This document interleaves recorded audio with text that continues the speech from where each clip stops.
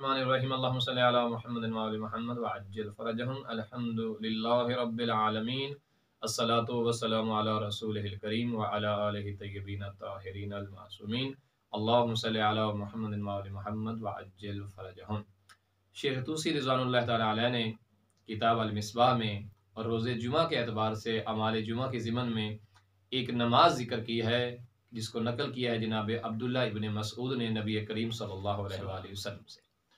نبی کریم صلی اللہ علیہ وآلہ وسلم ارشاد فرماتے ہیں کہ جو شخص روز جمعہ عصر کی نماز کے بعد 2 رکعت نماز پڑھے، اس نماز کی عظمت کیا ہے، اس نماز کی فضیلت کیا ہے، اس نماز کا طریقہ کیا ہے، یہ توجہ طلب ہے۔ یہ 2 رکعت نماز ہے جسے اس طرح سے پڑھنا ہے کہ 2 رکعت نماز پڑھتا ہوں یا پڑھتی ہوں قربۃ اللہ تعالی، الحمد کے بعد 25 دفعہ آیت الکرسی کی تلاوت کی جائے، آیت الکرسی کے بعد 25 دفعہ قل اعوذ برب الفلق کی تلاوت کی جائے۔ یہ پہلی رکعت میں پڑھنا ہے۔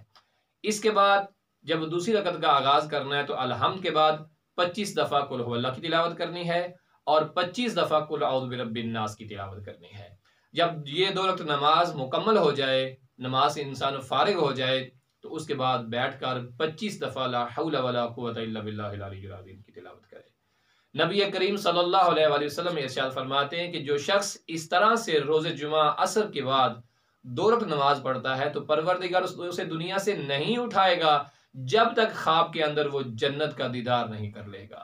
اور پھر آپ صلی اللہ علیہ وآلہ وسلم نے ارشاد فرمایا کہ اکیلی جنت کی زیارت نہیں بلکہ پروردگار کے خاص لطف و کرم سے جنت میں جو اسے مکان حاصل ہوگا، پروردگار اس خواب کے اندر اسے اس کی جنت کا وہ مکان بھی جو ہے وہ دکھا دے گا۔ دعا گو ہے بارگاہ الہی میں کہ پروردگار اور روز جمعہ سے اور ان عظیم عبادات سے ہمیں بہترین استفادے کی توفیق دے تاکہ ہم بھی اس کی خاص اور وسیع رحمت میں اپنے آپ کو شامل کر سکیں اور نجات تک پہنچ سکیں۔ والحمدللہ رب العالمین۔